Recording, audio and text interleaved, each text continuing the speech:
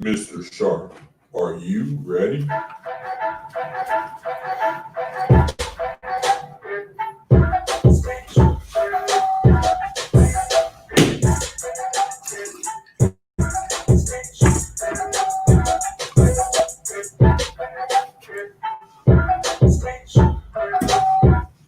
Yo, yo, yo, yo, yo, yo, yo. It's happening, everybody. Welcome to Stay Sharpe Podcast Live. It is me, Officer Lamar Sharpe, and whatever you want to call me, it's all right. Just call me, please. Just say my name. As long as I respond, it's all good. So, as you can see, somebody wanted to send me a message today, and his eyes was all swollen up, and I said, "You cannot come in this house." And I bet if I was a betting man, I would say his eyes is probably swollen because of his feet. If y'all could have seen his feet in here last week, I'm telling you right now, oh my gosh. Woo, next week, I'm going to pull this camera down and I'm going to put a copy on his feet. I just want y'all to see. We're going to compare our feet. And we're going to see who had a prettier feet. I know my feet aren't pretty. I know this, but it's okay. I'm a battle through it. So listen. All right, listen. We have an amazing show today, and we always look to have our show sponsored by someone. And today, I can tell you that our show is sponsored by Liquid Custom Apparel. They are absolutely amazing. They do all of our shirts for Be a Better Me Foundation.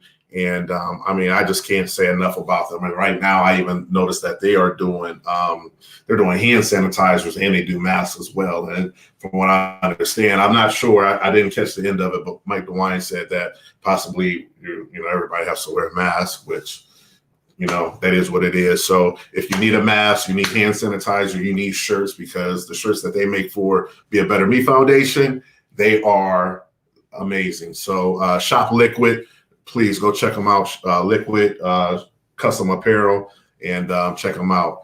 And so, as you can see, I don't know if any of you caught my video earlier today. I met with a young man named Logan who has Logan's Lunches. Please go check that video out. And if you don't know who this young man is, I wasn't even aware of him. Go check him out. His Facebook page is Logan's Lunches. He's a 12-year-old kid, and ever since he was 6, he started providing free lunches for kids and people in the community. So listen, one thing, and that's what I love about our guest tonight is Sandy Womack, and he's so about our youth, and I just can't get enough of listening to him. If you get an opportunity, please go check out and just push like on Logan's page. If you have something extra to send it. I'm not saying everybody has to, but here's the thing. If we don't pay attention to our youth fall to the wayside, and then next thing you know it, everybody looking around saying, look at our youth, they lost, they troubled, this and that and the other. But if we don't support them, how do they push forward? You know what I'm saying? So again, I'm sporting this shirt today, Logan's Lunches. Go check them out on Facebook. And so that would be great. So today I'm about to bring on my guest here. This is my man right here.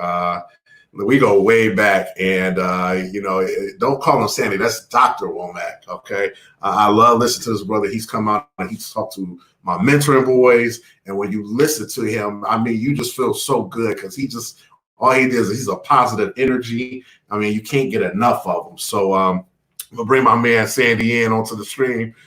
Sandy, hey, what's up, Lamar? How you doing? What's happening, man? How you doing? Man, I'm blessed and glad to be able to have this conversation with you, man. You got such a live vibe and relaxed atmosphere. I appreciate it, man. Hey, listen, it's chillaxing over here. So how's it go? Hey, listen, before we get into this, I told my mom. So there's a little story. My mom and Sandy, they know each other. Sandy was a student at Akron U when my mom worked there. So my mom loves Sandy as if that's her own child. So my mom told me to tell you hi today. Listen, your mom, man, kept my sanity at the University of Akron. I was there on a graduate assistantship, but you'd have thought I was a full-time professor. I was advocating and activist and falling out with the people about my grades and everything. Down now. Listen, Sandy, This is and this right. Is and man, your mom would just help me out tremendously, man. When I was 24, 25 years old, she's matter of fact, probably the reason I was able to finish up with that program. So tell your mother, man, I said, thank you, because she has helped me tremendously. That's a great lady. Absolutely. I love her to pieces. She was like, you get on at 7? She's like, you got Sandy on tonight? I was like, yes, Mom. She was like, well, she was like, I get off work, so I'm gonna try to hurry up and get on. And if not, I'm gonna watch it. You tell Sandy I say hi. Yeah. Beautiful. Yeah. Man. Yes. Tremendously. And she was always talking about you. My son plays football at Division I. I was like, for real? For real? And she was talking to me about you. I was like, where he play? I said, I thought that was a basketball school. Right. Me too. Hey. I was trying to be slick and go there and play football and basketball, but it didn't work out that way. So listen, Sandy, tell everybody like that knows you in Canton, knows you from being in the schools around here in Canton, being a big influence. Where are you now in your career?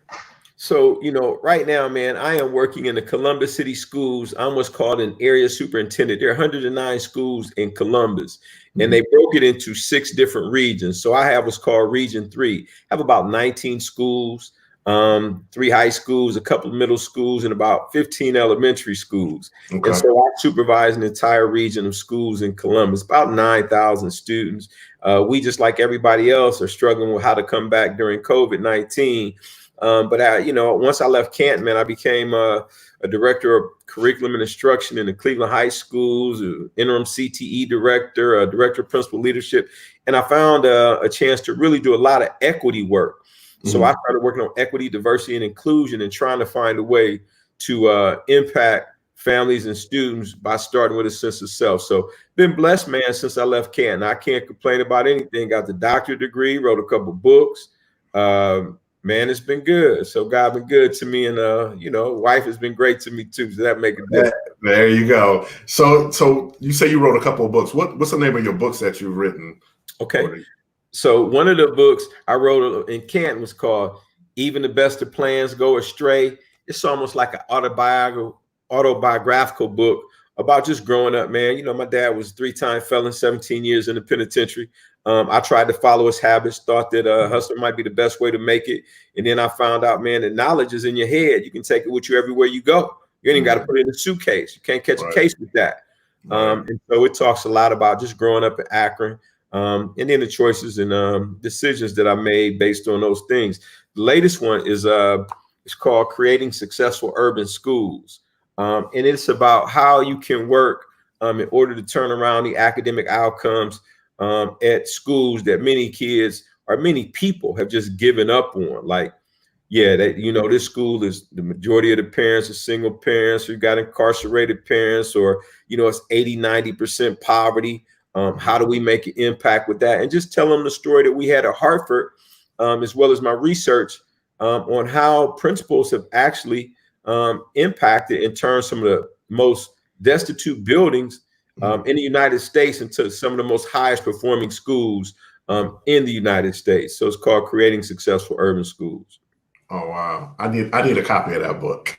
Oh, man, not a problem. I got to get a copy. I got to. Well, okay. So, and a lot of times, what's that? I said, well, what you're doing is a critical piece to that, Lamar, because in order to turn schools around in communities that are looked at in a negative way, it's like a 3-tier approach. You need the schools to work with the families, to work with the community. It's like a 3-leg table. And when all the 3 of those are working together and they're lined up in regards to what they're trying to do, man, you can have some of the most monumental impact in the world, because everybody's lined up working together collectively to make it better for kids. And that's what I watch you do every day, brother. So kudos to you, because I think you understand that you got to start with the youth. If there is no hope for the youth, as Tupac said, there is no hope for the future. Man. That's the biggest thing. Like, I see when I talk to adults, sometimes I feel like adults don't get that dialogue. They don't know how to conversate and respect people's opinions, because everybody's not going to agree. But when you talk to a child and a child, like, listen, children teach me things. You know what I'm saying? They teach me things. But the thing is I'm open to listening, and they're open to listening to me.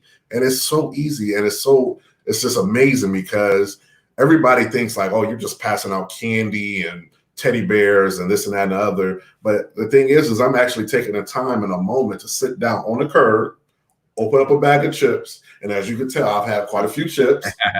But I sit down, and the dialogue is amazing right there. We have conversations and we talk, and the kids will tell you things that they may not tell anybody else. And it's that level of trust. And the kids are 110% authentic, which is why I've chose to spend my career working with students. Frederick Douglass said something a long time ago, and I know I'm gonna tear it up. But when he said it is much easier to build up the youth than to fix a broken man. Right. So, when adults become adults, man, they become set in their ways. Sharpe said it better: the more we know, the less we see. Right. And so they become so set in their ways because they've been hardened or calloused, man, by different things that have happened in life. But the kids, man, are brand new. And as a result of it, man, they have ideas. Their imagination is unreal. And you can learn from them. There's a story called The Boy and the Puzzle. And if you give me a couple seconds, I'll break it down in 30 seconds. So it's this young man, and him and his father had a bet. They were supposed to put this puzzle together.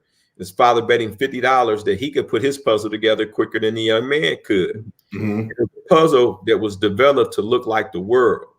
And so his dad, okay, we're going to put it on a timer. He said, go. And so they started putting this puzzle together. But the young man, never even turned over the puzzle to look at the pieces. With a puzzle, you normally start with this and that. He just turned it over, didn't even look at the pieces, and started putting it together. He was done in like 5 minutes. And what he said, his dad was like, how did you do that? He said, because if you put the boy together, then the world would be all right. And what he said, he drew a picture of a boy on the back of the puzzle. So if he put that boy together, which was much simpler to do than trying to put the world together, and that's what he was basically saying. If you put the kids together early on, you don't have to worry about the world, because the puzzle is the puzzle of the globe. And so boy together, right, the world will be okay. So get the kids, man. Listen, Sandy, every time when you come and you speak, man, like, I know you do a lot of traveling, you do a lot of speaking engagements, right? Yeah, I've been blessed and fortunate. People pay me to talk sometimes.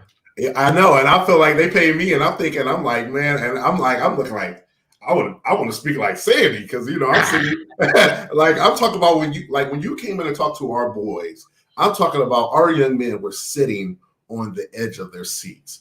And when you said, and I'll never forget this, you said 99% of the men in your family have been incarcerated or been in prison. Yeah. And it was destined for you to be there.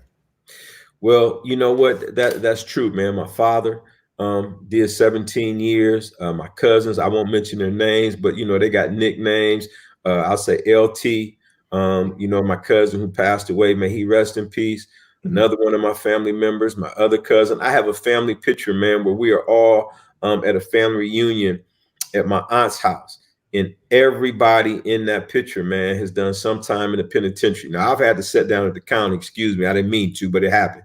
But in regards to being incarcerated and sitting down and doing time, every last member, from my uncles, man, to all of them, man, it gets me teary-eyed to think about it, but every last one of them. So, for me to be able to sit here today is just the grace of God, and something that, we fought for as a people, which is education, because it gives you choices, chances, and options. I was fortunate, like you, to be an outstanding wrestler, man. Like I said before, I was a two-time NCAA All-American in wrestling, but in the state of Ohio, I was ranked in the top 10 every year from my junior year to my senior year in my weight class. And so I took full advantage of that. And the other thing I would say is this, and no disrespect intended for the city of Canton, that's why I applaud you. My mom took me from a city where my last name might have been an impediment, brought me to a city where they didn't know Womacks. So because they didn't know who the Womacks were or what was associated with that. Now that I love my last name. Listen, I'm proud to be Sandy Dennis Womack Jr. But my mother knew what I didn't know. And so she put me in a situation where, when I went to another city, they didn't know us or the reputation. And as a result of it, they gave me some chances that I may not have gotten in a city where our reputation, sometimes your reputation follows you. So that was one of my things that I really wanted to do here in Canton. I used to always say, Lord, don't let me ever do anything that will embarrass or shame, let down, or disappoint my grandmothers. Everybody else has done that. So, right. Praise God for education and looking out for a knucklehead. They say protect babies and fools. I ain't no baby no more, but I might have been a fool. So thank you for looking out for me. Yeah, shout out to my man Lucas. This is real wild because shout out to Lucas. Lucas has his podcast. I was just on his show, and Lester Sanders. And between the three of you, all three of you were actually on my documentary that Rashad Polk did. Yeah. So that's powerful brother. Yeah. Oh my goodness. I'm just waiting for him. He's Spike Lee. Somebody just got to find it. Somebody got to find him. So. Going back to what you said too, because you talk about education and how education is free and free now, and we don't take full advantage. I remember my grandmother passed away at 102, and some of the things that she talked about, how when we were in school, like when she was growing up, and how education wasn't, it was free, but it wasn't free. It wasn't. They weren't free to go to school with white people. And one of my messages, when I go out and I speak today, and I'm like, I tell kids, I'm like, do you have any idea possibly remotely of what your ancestors might have went through for you to have a free education and you don't take full advantage of it? That's a powerful piece, because if you think about it, man, one of the ways that we were kept slaves in this country, which is so crazy, is because we weren't allowed to be educated. We couldn't go to school, because if you teach a man to read for himself, then he can read the contract. He can read the fine print. He begins to understand words, and words matter. He can begin to understand his history. So for over 300 years, from 1619, and I actually say 1555, a lot of people go with that. I've been teaching African-American studies for a long time. We got over here in 1555. As a matter of fact, we were here well before 1555. If you look at Womack civilization, and you look at the hieroglyphics on their pyramids, they are Black people, mass statues, all with the same figures. They got the lips, they got the nose, they got the brown complexion. So we were here before Columbus ever even came, man. We was on boats coming over here, teaching language, etc. But I'm not going to get into that. We're going to get back to education. And so, for 300 years, it was illegal to teach African Americans to read, to write, to speak. We knew how to talk, but mathematics, and that impacted us. And you say, why would you deny people access to education? Because access to education is knowledge. And so if I can keep you, and just think about that generationally, and then from, let's say 1555 to 1865, Lamar, that's 310 years. So you got about 20 or 30 generations of people, man, who have been impacted.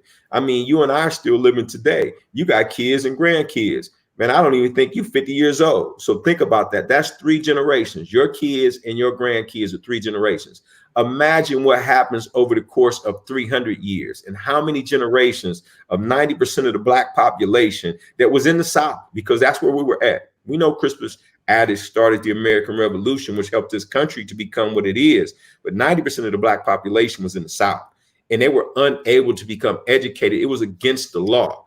So from 1865 to 1954, and I mentioned that Brown versus Board of Education, that's a period of about 90 years.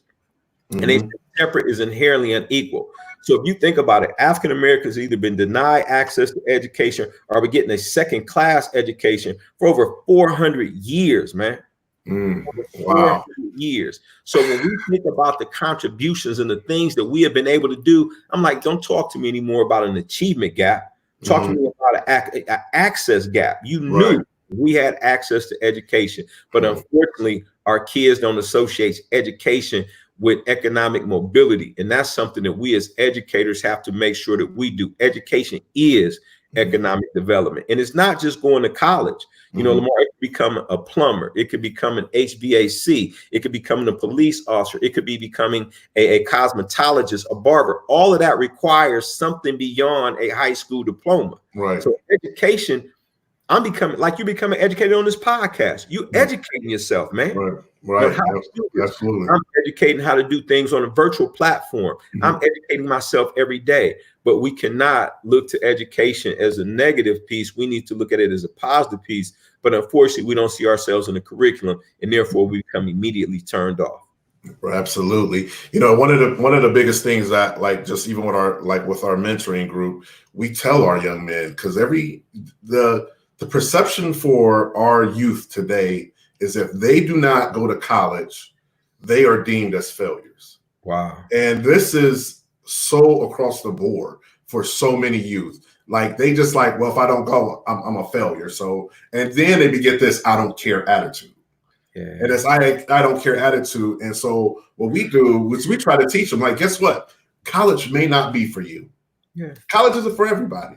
But let me show you something else. So we try to expose them to things that outside that, like trades, or taking them to hands-on things and trying to find out what it is that they may be good at. If you're good with your hands, well, hey, let's show you these occupations.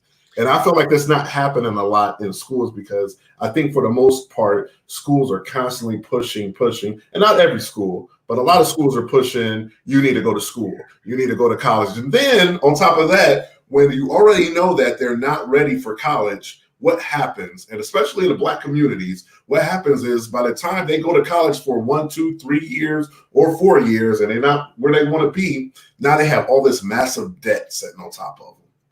Massive debt sitting on top of them. You are absolutely correct. You know, I think that's the problem with only telling one story. I grew up, and this is a question that I ask anybody, so I thank your audience for this. I say, how many people were told to get a good education? So everybody raises their hand, Lamar, and I say, okay, so tell me, what does that mean? And I don't care where I'm at. It means a variety of different things to a variety of different people. Some people will say going to Harvard, Yale, MIT, Boston University, that is a good education. Somebody will say been on the honor roll or the merit roll, that is a good education. Somebody will say going on to college.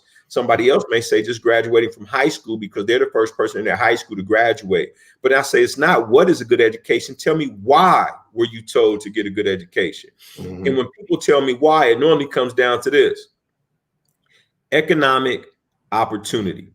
Education is a means to an end. And so therefore it provides you with access to knowledge that will allow you to take care of us. What my mom said: January, February, March, April, May, June, July, August, September, October, November, December, times the rest of your life. See, gas, water, electric, cable, phone, food, utility, child support. Well, for some people that can be child support. For me, child support, car note. They come every month for the rest of your life. You need an education that is going to allow you to provide for your family and take care of yourself in order to take care of those responsibilities. So it's not what is a good education, but why get a good education. And why is so that you can take care of yourself and your family. And that could be as a barber, that could be as a beautician, that could be as a statistician, that could be as a paralegal, that can be as a carpenter, that can be as a drywall layer, that could be as a mason, that could be as all types of things. So what I'm saying is, college was looked at as a vehicle for upward mobility. And don't get me wrong, the more education you got, the more income you normally get. But I have a cousin who is retired from the military, did 22 years. He was 42 years old, Lamar. Now I'm 50. I'll be 51 in a couple of weeks. He is retired from the military. He gets 60% of his pay. He gets all of his benefits paid for. And when he retired, the military paid for him to get his master's degree. So now he has a master's degree. Don't get me wrong. He has no student debt. Right. 60% of his pay, all of his benefits, GI Bill, master's degree paid for. I was sitting here like, yo, the Air Force ain't looking too bad now, because, you know, my father was in the Air Force. Right. And he was trained in logistics. So he took that skill, that education, and now he works for distribution for people like Amazon, FedEx, etc., because they are into distribution and logistics. Excuse me. And so he knows how to do that. So I think the education should do 4 things. When a kid comes out of high school, I think here are the 4 things. They should be able to enroll in college if they would like to. They should be able to enlist in the service if they should like to, if they would like to. They should be able to be employable if they would like to. So enroll, enlist, be employable, and they should be able to become entrepreneurs if they like to. So an education that will teach them to read, write, speak, but most importantly, critically think, but provide them with the opportunities to enroll, enlist, employable, or be an entrepreneur. And once you come out, it's on you, because these bills are coming for the rest of your life, brother. Grown is for life. You know, you better take advantage of 18, because grown is a long time if you keep on living, and then bills keep on coming, and you need a skill, a trade, a craft, a certification. And I don't mean to cuss, but since you wore your t, I was gonna wear mine too, but my muscles don't look like that. My wife was like, put on a shirt. You had a t-shirt on. I'm like, Lamar's gonna be in there with a t-shirt on. I'm like, oh, let's do it. Right. You know, I was like, yeah. So I had to put on my little shirt. She's like, don't got a little t-shirt. I said, yeah. Yeah, he making muscles like this. No, not this is the only muscle I'm making. but right, going back to that education piece, you know, everybody is given a different gift, man. We all got different skill sets. And I have never gone into a barbershop that the guy didn't even at least have a license. Right. That's education. Right. I'm not even gonna go to a barber that don't have a license. Right, exactly. So all that's education, man. So I'm glad that you were talking to your kids about multiple means of education. But I do say this: party hard, stay up late, but most importantly, you better graduate. Yeah, absolutely. So at minimum, a good education means you graduated from high school. So, you know, one of the things too that, like, I know I have a lot of parents, and I get bombarded with emails, and I can't even handle them all, for parents that, what can they do with their children? These teenagers, they want to be involved in so many other different things, the wrong things, except for the right things.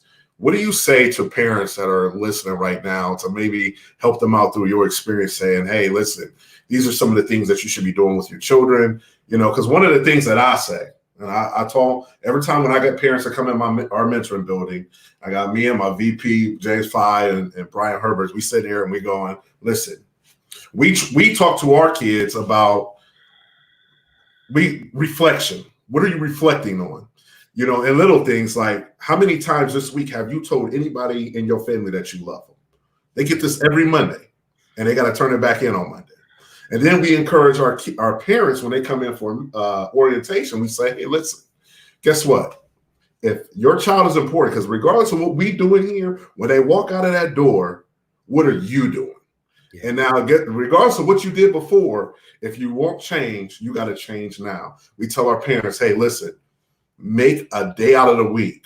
Spend time with your kids. I don't care if it's an hour, whatever it is, something that it becomes normal and routine. So what do you say? Like, what would you kind of tell parents that are listening and say, hey, listen, this is some of the things that you should do that with your troubled teen? So first of all, I'm going to do a disclaimer, man.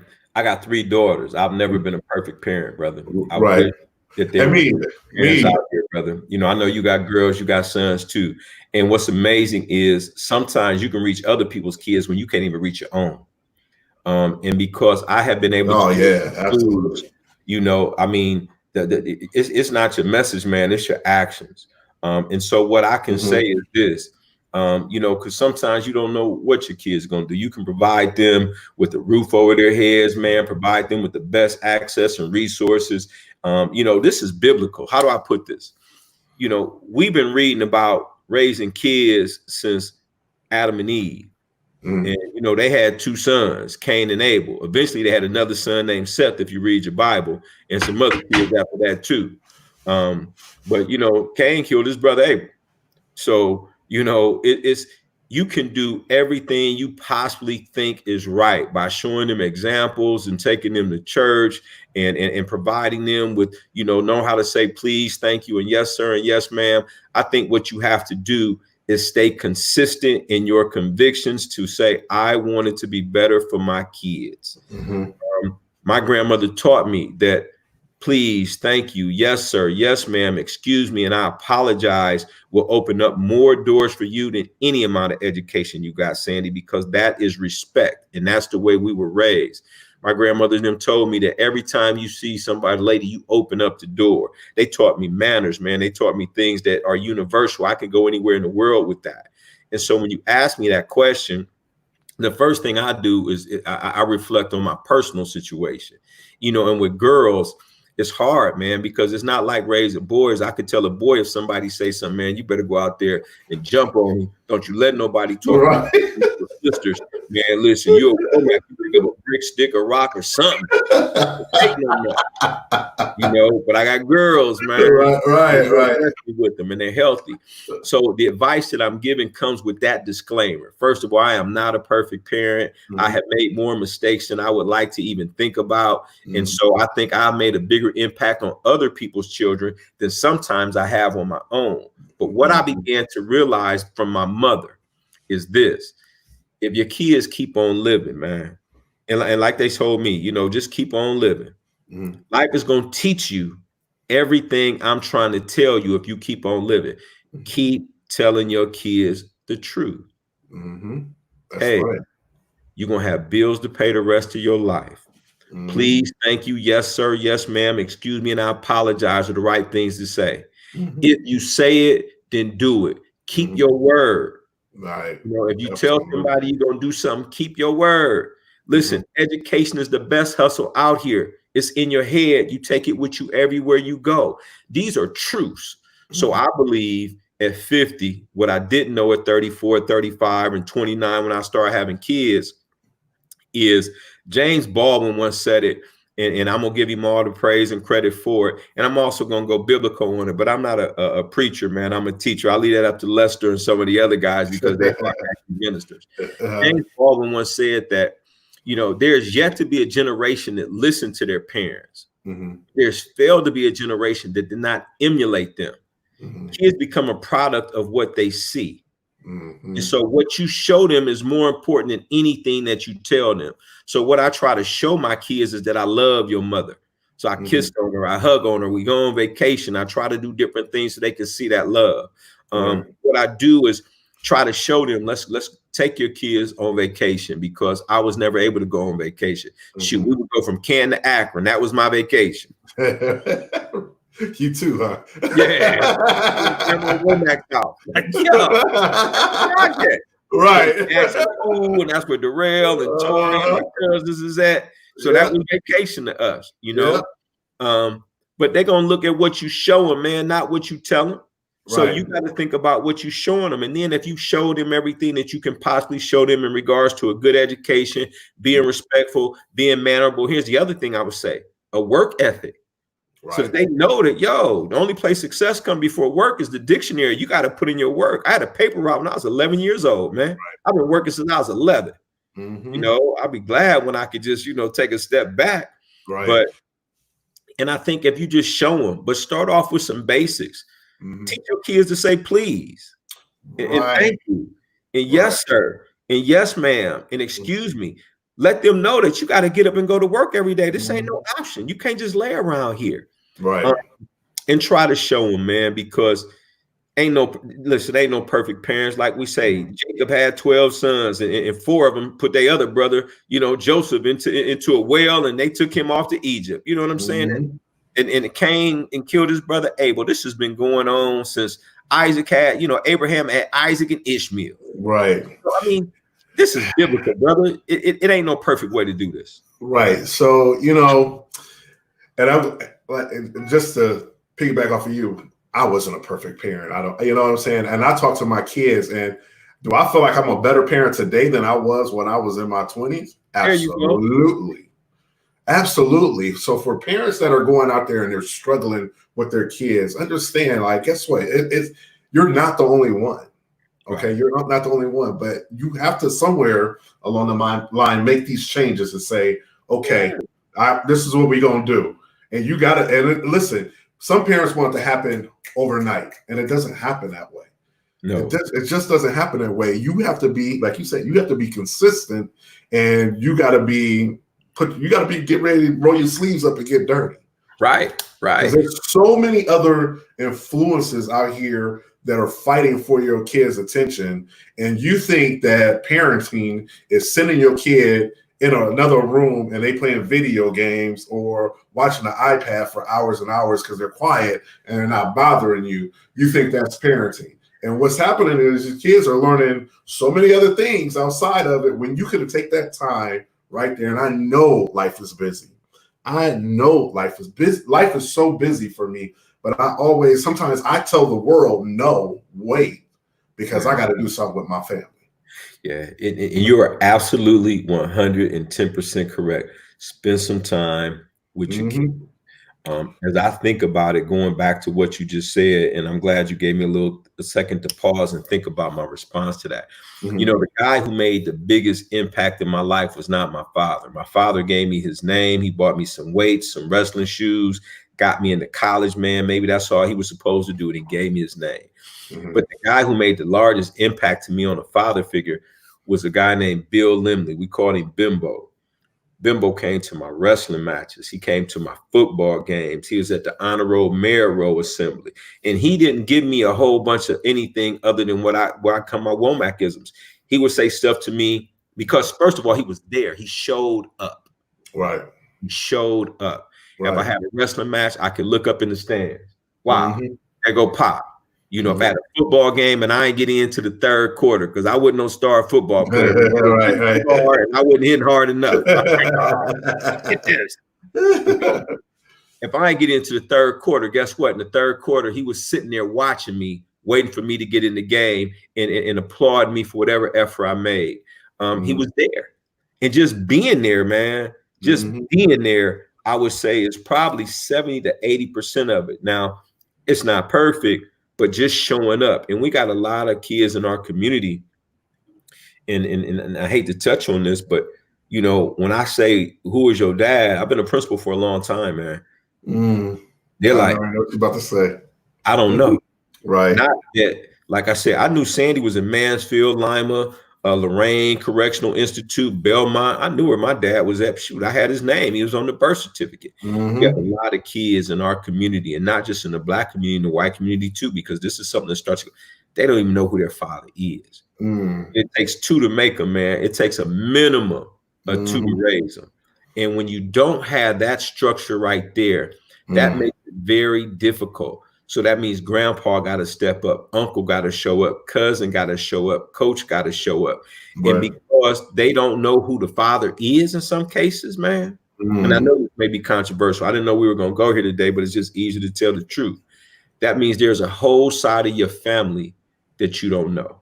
And that makes it very difficult. So I would say show up and let them know their history. Your uncle, this is your auntie. This is what, even when I talk about all of my uncles and cousins who end up going to the penitentiary, and I don't mention their names because they're family, my point is I knew those were my uncles. I knew those were my cousins. I knew those were my family members. And guess what? Whatever they did, they loved on me. Right. They loved on me. And so I had both sides of my family who loved on me. And we have to make sure our kids know from where they come. You know, and Sandy, one where I'm always hashtagging, it takes a village, it takes a village, it takes a village, because sometimes you said a minimum of two created the minimum. Because now we're seeing a lot in this world, we're seeing mom, no dad. Yeah. And in very rare cases, you see dad and no mom, but it takes two. And the one thing that I like, you know, when you go to sports, I was a kid that my mom worked. My mom had to provide for us because we were getting stuff cut off. So she had to go to work. So either I go to work or do I come to my kid's football game? Right. You know what I'm saying? So she had to make that decision. So she with the work. So the one thing is that, and I do it to this day, when I go into my kids' games, I didn't just yell for my kid. I yell for the kid whose daddy wasn't there or their mama wasn't there, because that is so important to lift them up. And you could tell, because I'll yell out their name and they'd be looking like, And then you can see this, this little, and they may not have been in, they may be in the store, whatever it is. Right. I rooted for them. And I said, you got to go. And then touching on too, how it takes a village, sometimes one of the proudest moments, and also at the time the saddest moments, is when a kid comes to me and they say, Officer Sharpe, you know what, I wish you was my dad, because they don't even know who their dad is. Or they know who their dad is, and their dad refuses to have a relationship with them. That's like the worst thing to hear. But at that moment, I feel more motivated to be like, you know what? Because guess what? My dad, I love my dad. He rests in heaven. I love my dad to pieces. But my dad had a moment when he wasn't the best dad. Mm-hmm. You know what I'm saying? And he wasn't the best dad. And it made me angry. Fathers out there, if you are listening, understand your kids are going to go through things because they're going to be angry if you are absent. They're going to go through those things. That's 110% correct. I got girls, they're going to be angry about stuff anyway. Oh, yeah, absolutely. and our daughters are friends, so we already know. I'll be like, Sandy, what's going on, Sandy? Right. Yo, what's Alexis doing, man? Well, right. Is Amari going to talk to him? Because somebody got to talk to him. Somebody got to talk to him. But you are absolutely correct, man. I think that's what fueled my anger in wrestling, man. If you can look at my backdrop, the people I looked up to, you got Superfly on one poster, and Malcolm X on another, and Frederick Douglass in the corner. Right. So, I had a variety of difference. You got Superfly, who was hustling everything from Hope to Dope to Malcolm X to those are people I looked up to, and that was a movie. Right. But, I was like, yo, he driving Eldorado. He got the ladies. Like, yo, Superfly is right. Yo, I'm gonna be like Superfly. Man, listen, penitentiary is an occupational hazard with Superfly's lifestyle. Right.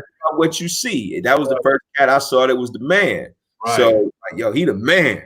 But then, I got to school and started learning about Malcolm and Martin and Marcus Garvey and Medgar Evers and, Shirley Chisholm. And I started learning a lot more. But going back to the family piece, bro, that's something that we have to work on collectively as a community, because you're right. 2 to make them, a minimum of 2 to raise them. And whoever that is, you just got to show up and be consistent and teach them those truths. Like, my grandfather told me, boy, listen, life is going to teach you everything I'm trying to tell you if you just keep on living. So when he said, hey, man, listen, the only place success come before work is the dictionary. That was the truth. It ain't getting money, man. It's keeping money. Wow. That's the truth. Hey, man, this ain't no sprint. This is a marathon. You got to keep on grinding. That's the truth. It ain't how you start. It's how you finish. That's the truth. If you don't know where you're going, boy, you might not like where you end up. Yeah, that's right.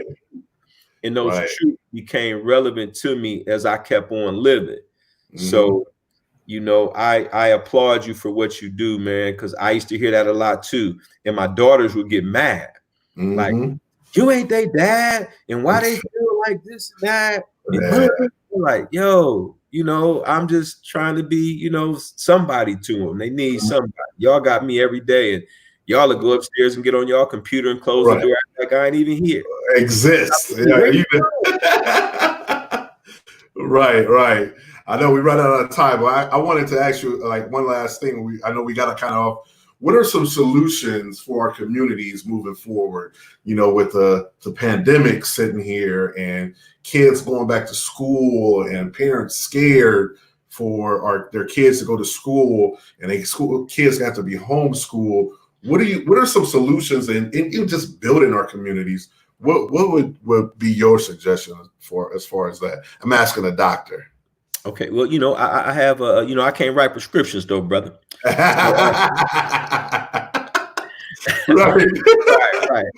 So I would say that's a complex question. So I will start with the school thing. We have never, in my lifetime, your lifetime, and probably the lifetime of our grandparents and great grandparents, been in a situation where we have seen the whole nation as well as the whole world shut down as a result of a virus or illness that has impacted us this way. This is new for everybody.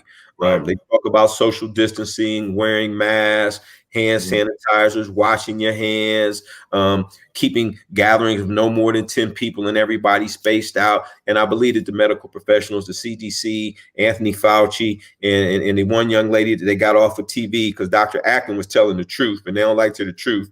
They were giving us the best guidelines they could give us based on the information that they have. We as school systems are doing everything we can to try to, number one, make sure if my school is not safe, nobody's coming to my school. If my school system is not safe, then nobody's coming to my school system. So every decision that a superintendent makes has to be based on not just policy, power, politics, and perception. It has to be based on safety. So I would sit down and say this: stay tuned for the responses and the answers from the public school systems in regards to what will be in the best interest of their students.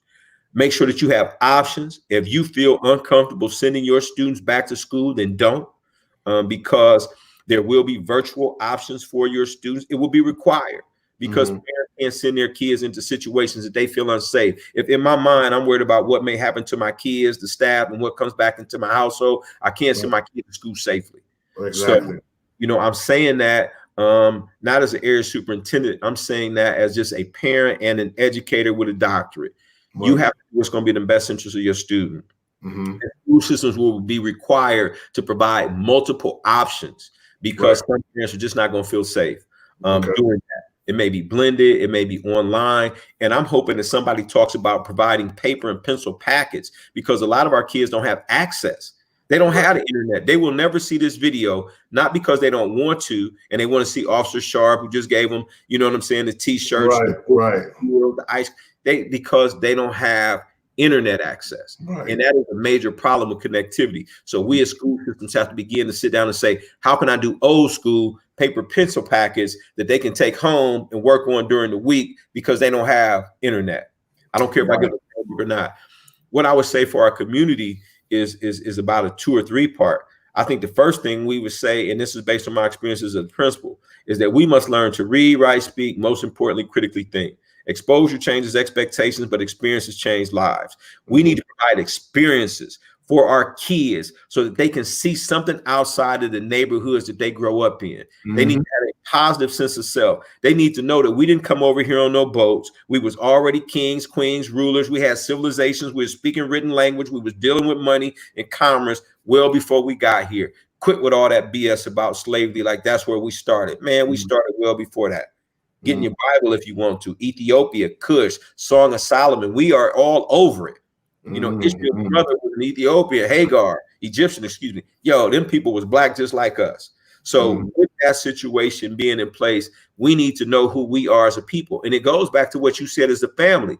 First, start off with who is your daddy? Who is your uncle? Who is your auntie? Where did they come from? Know your family history so that therefore you will be solid in your foundation. And then as I start giving you this stuff about what we've been able to do and contribute, then you will be open to it.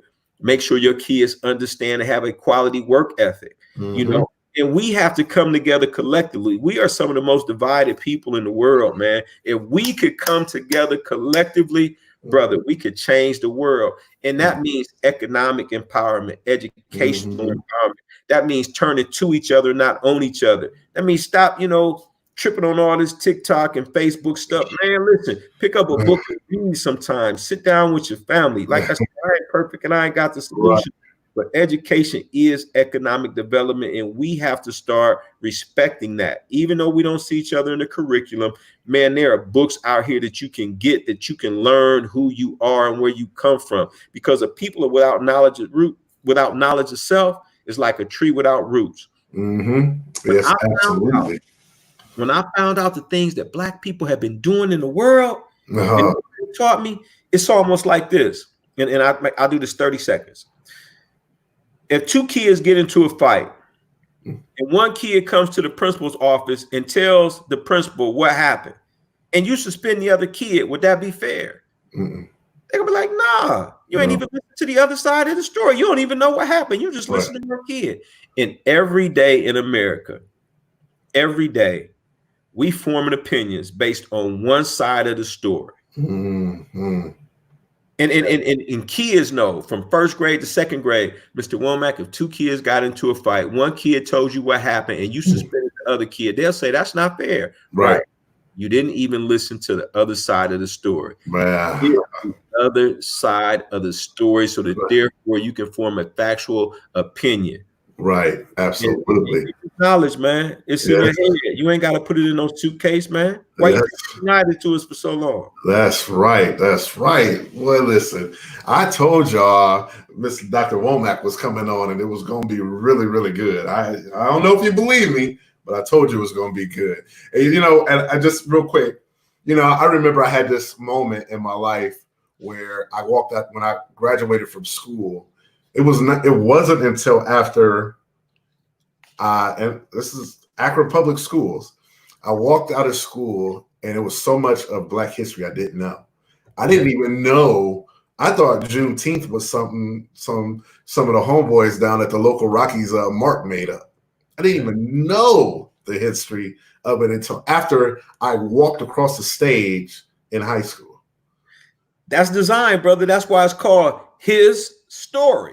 Yeah, it ain't yours, man. And once you control the message, you control the mind. They figured this out. Listen, Alexander the Great figured this out. Napoleon figured this out. Hannibal, Carthage figured this out. If I control the message, I control the mind. And so therefore, if I'm going to tell the story, I'm going to tell the story in my best interest. And if you do that after generation, after generation, after generation, people begin to believe it. Mm-hmm. You know, I mean, we still saying Columbus discovered America. Bruh, we know that ain't true. There were 60 million, think about this, Lamar. There were 60 million Native Americans on the continent of North America and the United States. Today, they are less than 1% of the entire population. Now, let's put this in perspective. African Americans make up 30 million or so of the 330 million people in this country. That means the Native American population was twice what ours is. Right now, man, they less than 1% of the entire population. That didn't happen by accident, brother. That was by design. And so we have to recognize that there are systems designed to put us in the situation that we are right now. And education and coming together collectively with economic power helps to change that, which is why all these people got to come together. That's why God said, you know, the greatest commandment is to love God with all your heart. But the second man is to love your neighbor as you love yourself. Love us, man. And once we learn to love, bro, I believe that we can change some things around because there's some systemic processes that were put in place in order to put us in the situation that we are right now. So do you ever see in the school system a change of learning more of this history and of history and Black history as together and not just in 1 month of February? You know what I mean? Do you see that change ever coming? Brother, what did you tell me you had to do last night? You had to work what shift? Oh, yeah, I worked all day yesterday. Right. These kids, man, and that's what I love about these kids. These kids are fighting so hard and so relentless to make change in this country because, like you said, these are kids. We went all the way full circle. Man, if we can reach these kids, we can reach everybody because we on the way out, bro. Right. You know, kids on the way up. Right. And if they continue to fight and we continue to instill in them the positive sense of self and then do this, then eventually, man, that we can see change coming. We may not live to see it, brother, but at the same time, I believe change is going to come because they are aware. They are aware and they are willing to fight. And because they are aware and they are willing to fight, it is going to force some policy changes, some perception changes, some people changes. So I may not live to see it, man. I hope and pray that I do. Shoot, I never thought I'd be a Black president, but I did. Right. I believe that it will force the curriculum companies in the Houghton Mifflins, in the McGraw-Hills, and all of the publishing, the Prentice Halls, to say, hey, listen, we need to start looking at making some changes here because we lying. We keep telling half the story. Well, as Grandma Womack said, the difference between a lie and the truth is normally just half the story. Quit lying. That's right. That is so true. That's so true. And, you know, and I have, I know a lot of people. I have a decent following. I got a lot of people who follow me, people from around the country. And I think one of the things that I've noticed about most of the people who interact, I guess, with me, that follow me, is that I have followers who are so open-minded and are willing to listen to make change, to make things better. And you got some people who don't want to hear anything, no matter what it say. Because there's people who look at me in my uniform, no matter what my skin color is, all they see is that blue uniform. They see that badge. They don't have nothing. They don't have nothing. They don't hear nothing I say. And it's like, and we have to, as people, we have to learn to be understanding and stop thinking too that, because one of the things that I don't talk about like race, but do I see prejudices? Yes, absolutely. Do I see injustices? Yes, I do. And I speak up when I say things, but it's not one of them. I'm out here ripping and running and ranting all the time. But when I go to talk to somebody who may not look like me, instead of jamming down my throat, no, it's not, listen, be understanding. And I think that's where we're going to turn it around and we're going to really, get it. Well, you know what, man? Change is inevitable. Progress is optional. And I think that because of what you're doing, I know we're getting ready to close. And so I just close on this, man, that, we've been blessed to have an opportunity in this platform in order to have this conversation. And the fact that people are sacrificing their lives and doing everything that they could do in order to try to make a difference, man, is tremendous. COVID, what it really has done is just shown all the inequities, man, whether it be economic, whether it be educational, whether it be healthcare disparities. It has really been an eye opener for people all over the world. And the solutions for our community start within our communities. I've never in all of my life seen a lion raise an eagle. If we're going to make it happen, we're going to have to raise ourselves. And that doesn't take away from everybody in the jungle. What it means is we have to start taking care of ourselves and working collectively to see that we are part of a bigger community. God gives us gifts, man, and our gifts are not for us, to keep and hold it. Our gifts is for others. And so how can I use these God-given gifts, not just for me, but for everybody, man? That's why he put us here. We from a spiritual world, man. Hey, man, he knew us in the womb before we got here. He gave us all a gift. So how do you use your gifts in order to help everybody? Because you're here for a reason. And I believe that's where some of the solutions in our community start, by just knowing who we are and recognizing our gifts are for others.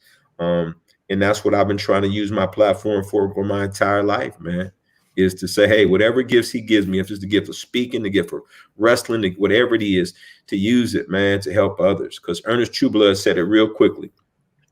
A man has learned the true meaning of life when he can plant a shade tree, knowing full well he will never reap the benefits of the shade. About me, I got to leave, man. This is for somebody else. So what can we do to make it better? And we get so caught up with self, man. Right. Absolutely. Man, Sandy, thank you so much for coming on this evening. I really appreciate you. How can everybody reach you? Email, I put it on there, but how can people get in touch with you? I'm Sandy Womack Jr. on LinkedIn, or I have a website called urbanschooleducation.com. You can always reach me at my Gmail account, for books, for speaking engagements, etc. But ultimately, try to email. That's always the best way. And if you can't use the email, I'm on Facebook under Ohio Education and Prevention Association, LLC, or just, all my handles are Sandy Womack Jr. So LinkedIn, Facebook, Instagram, Twitter is all my name, fine. Oh yeah, absolutely. And you know what? I was sitting here and I was looking, I was like, I had this one, I'm trying to, you remember this, Sandy? Oh, the bow tie. Yeah. One of the part, yeah. Oh, Sam that kid is amazing. I love that kid. And he was the only one who wanted a bow tie. Bow tie, yeah. He said he was ready to go. Yeah. But listen, I had hair back then. Right. I saw that. Oh man, Sandy, thank you so much for coming on. I appreciate you, brother. I love you, man. I mean, you know, my mom is gonna be watching this, and she's gonna be like, I can tell you, my mom be like, I heard say it again. That's how she is. You know how she is. Hey, praise God. He done blessed us both. Yeah. Anytime you need anything, man, call me. And I hope it's vice versa. Yes, sir. You know, because I'm just watching you, man. It ain't what you say, it's what you do. I'm watching what you do, man. That's right. Thank you so much. Hey, listen, I'm gonna have to have you on again in our next season. We supposed to have you come back and talk to our boys, but then things went awry. So, but I want to make that happen. We can video chat. You know, it's 2020, man. If we can, whatever you need me to do, I'm here, brother. That's all right. Well, hey, thank you so much, Sandy. Peace out. Be cool. All right. Yep. Now, how long out of this, Lamar? Oh, I'm gonna log you out already. All right. Take care, bud. All right. Listen, man, I tell you what, he's awesome. Love that dude. Man, I tell you what, it's just absolutely amazing. Listen, now it's time for the trivia question. I know we ran a little over, but it's okay because it was well worth it today. I'm gonna knock this trivia question. I'm pretty excited about this one. So listen, the first person to put it in the comments, you win. I know that I had a little issue with I know I had the last person. I know somebody donated it to some kids, but remember, if you want to be a sponsor, we can turn around and we can help some kids. Remember, if you haven't liked my man Logan's Lunches, young 12-year-old out of North Canton, who is providing lunches for kids, people in the community. So here it goes. This is it. Boom, it's up there. All right. So trivia question for today: what is seen in the middle of March and April that can't be seen at the beginning or the end of either month? Come on, tell me what it is. Make sure you go follow my man Logan's Lunches. Listen, we got to support. We just talked about you got to support our youth. All right, we got to support them. I got some more talented young entrepreneurs. I'm working on something. They're trying to get some. We can have somebody that's going to work and get on websites and all kinds of things together, and so we can help these young entrepreneurs so they can be successful because they are the future in our community. So I know this is a little bit of a lag, but again, what is in the middle of March and April that can't be seen at the beginning or the end of each month?